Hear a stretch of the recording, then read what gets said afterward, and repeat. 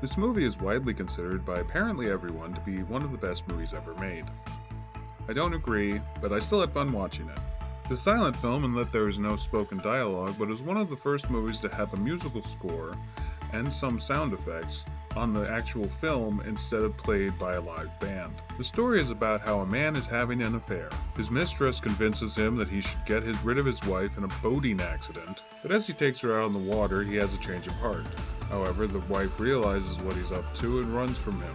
And that's only the first part of the movie. This movie is beautifully shot. Nothing too ahead of its time, but the shots themselves are done well for an old black and white film. Many of the shots are still fairly impressive. The music stood out throughout most of the film, but the music doesn't quite fit in a few parts.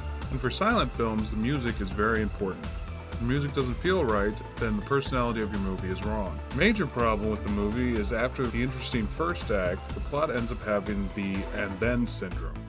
What I mean by that is when a movie has something happen, and then something else happens, and then something else happens, etc. Most stories have something happen because something else happened, and because of that something else happening, etc. If something happens for no reason, and then something else happens for no reason, it just starts to feel like an empty movie filled with seemingly unrelated events.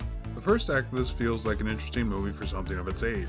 Once that's over, everything is both cliché of the era and seems to have nothing to do with itself and is just perfectly happy spending the rest of the movie wasting the audience's time.